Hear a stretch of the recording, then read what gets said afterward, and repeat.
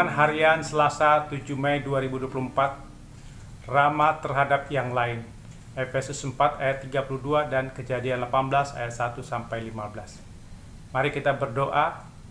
Ya Tuhan, kiranya Roh Kudus menolong kami ketika membaca dan merenungkan firman-Mu. Roh Kudus memampukan hamba-Mu untuk menyampaikan dengan baik kebenaran firman-Mu. Dalam Yesus kami telah berdoa. Amin.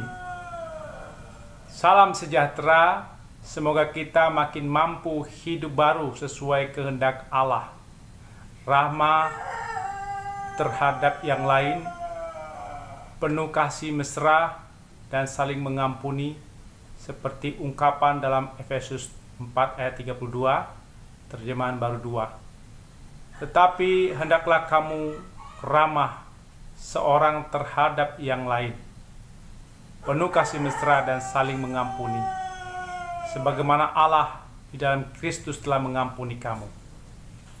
Manusia baru adalah orang yang sudah ditebus Yesus, hidup sesuai panggilan Yesus, berpusat pada kehendak Allah, bersekutu dengan Allah, tidak berpikir yang sia-sia. Pikiran tidak berpusat pada diri sendiri, tidak keras hati, tidak dikuasai kegelapan yang membuat hidup menjadi sia-sia. Manusia baru adalah orang yang menerima ajaran Yesus dan melakukannya. Firman Tuhan mengajarkan tentang keramah tamahan. Orang ramah tidak dikuasai oleh keinginan jahat, keserakahan, amarah, geram, fitnah, kata-kata kasar atau kotor, menipu, dusta. Orang ramah adalah orang yang diperbaharui dalam roh dan pikirannya. Manusia tidak dapat memperbarui diri sendiri. Hanya pekerjaan Allah yang bisa memperbarui diri kita melalui penebusan Yesus dan bimbingan Roh Kudus. Orang ramah adalah orang yang mau bersekutu, saling melayani dan bertanggung jawab satu dengan lainnya. Keramahan dinyatakan dalam kasih mesra dan saling mengampuni, karena kita sudah diampuni Tuhan. Keramah tamahan adalah perilaku ramah terhadap tamu atau orang asing. Keramah tamahan sering menjadi bagian budaya komunal yang hangat, tulus membantu dan menyambut tamu atau orang asing. Abraham pernah menunjukkan keramah tamahan dalam menyambut 3 orang tamu yang tidak dikenalnya. Kejadian 18 ayat 1 sampai 15. Abraham telah mendirikan kemahnya dekat Mamre dan beristirahat di pintu kemahnya. Pada siang hari, selama hari panas terik, maka orang pengembara mencari naungan terhadap sinar matahari yang menghanguskan. Matahari bersinar terlalu panas sehingga manusia tidak dapat bekerja pada waktu itu. Dengan tidak disangka-sangka, datanglah tamu 3 orang asing, laki-laki yang tidak dikenal Abraham. Abraham yang sedang istirahat segera bangkit dari tempat duduknya, menyambut tamu tersebut. Sikap Abraham menerima baik tamu dinyatakan dengan sujud ke tanah. Hal ini menunjukkan kerendahan hati, sopan santun yang kuat, memberi penghormatan yang tinggi terhadap tamu, serta menganggap tamu penting dan berharga. Kesudian menerima tamu atau orang asing ke dalam kemah sendiri merupakan kebiasaan di lingkungan masyarakat pengembara. Mereka memberikan perlindungan, penginapan, makan minum, penyegaran, baik kepada manusia maupun ternaknya. Tamu atau orang asing tidak boleh dirugikan, diakali, diperdaya. Dengan menunjukkan kebajikan, keramah tamahan menerima tamu, maka tamu membuktikan kebenaran, kelakuan yang sesuai dengan masyarakat pengembara. Dalam masyarakat pengembara, wajib menerima tamu atau orang asing yang memohon perlindungan atau menginap, serta memelihara semangat setia kawan. Abraham menyapa tamu atau orang asing sebagai tuan dan menyebut dirinya sebagai hamba. Sikap hamba adalah sikap yang ramah, siap sedia memberikan pertolongan dan pelayanan kepada tamu atau orang asing.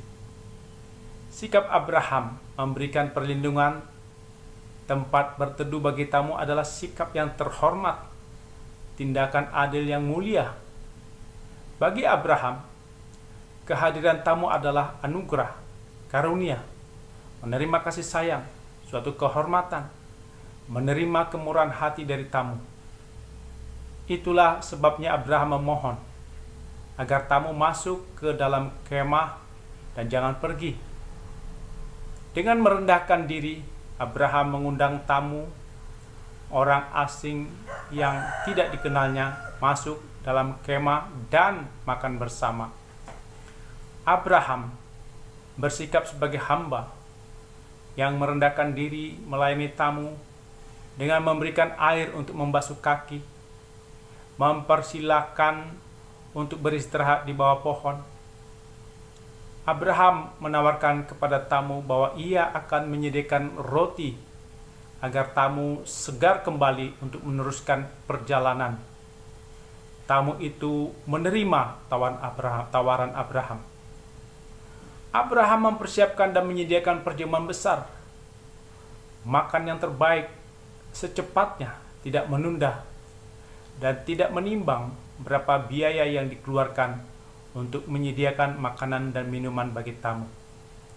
Abraham memberikan yang terbaik dan berusaha menyenangkan tamu tersebut.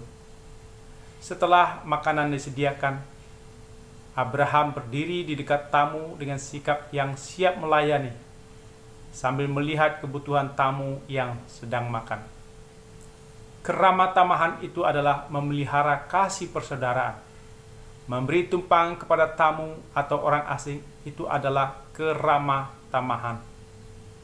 Dengan berbuat keramah tamahan, beberapa orang dengan tidak diketahui orang tersebut, mereka telah menjamu malaikat-malaikat. Ibrani 13 ayat 1-2.